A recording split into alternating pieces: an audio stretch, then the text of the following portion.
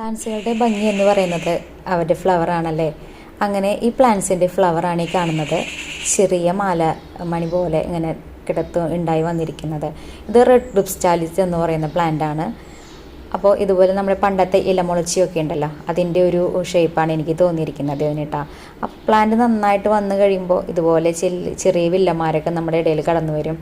ഇതാണ് നമ്മുടെ ചെറിയ ഉച്ചി വന്ന് കൂടിയിട്ടുണ്ട്, അതിൻ്റെ ഉള്ളിൽ ഇങ്ങനെ പതുങ്ങിയിരിക്കുകയായിരുന്നു.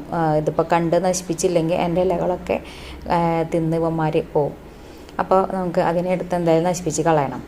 അപ്പോൾ ഇതുപോലെ നല്ല ഭംഗിയിൽ തൂങ്ങിക്കിടക്കുമ്പോൾ താഴോട്ട് ഇങ്ങനെ വന്ന് നല്ല ഭംഗിയിൽ ഇങ്ങനെ തൂങ്ങിക്കിടക്കും. ഒരു ഇലമെന്ന് ഇങ്ങനെ കുറേ ഇലകൾ ഇങ്ങനെ പൊട്ടി മുളച്ച് ഇങ്ങനെ വരും.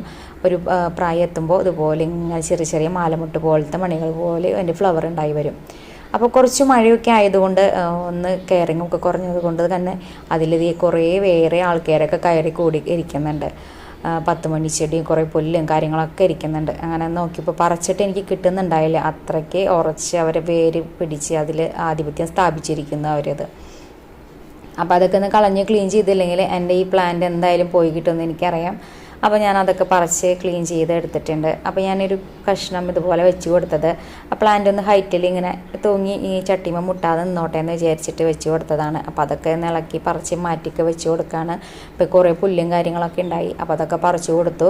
ഇപ്പോൾ നല്ല മഴയായതുകൊണ്ട് തന്നെ ഞാനിപ്പോൾ വേറെ വളങ്ങളൊന്നും എക്സ്ട്രാ ഇട്ട് കൊടുക്കുന്നില്ല. മഴയൊക്കെ ഒന്ന് മാറി വെയിലാകുമ്പോൾ അപ്പോൾ നമുക്ക് കുറച്ച് വളങ്ങളൊക്കെ ഇട്ട് കൊടുത്ത് നന്നായിട്ട് ഒന്നും കൂടി കുറച്ച് പോട്ടി മിക്സൊക്കെ റെഡിയാക്കി കൊടുത്ത് നമുക്ക് ഇടാനായിട്ട് പറ്റും.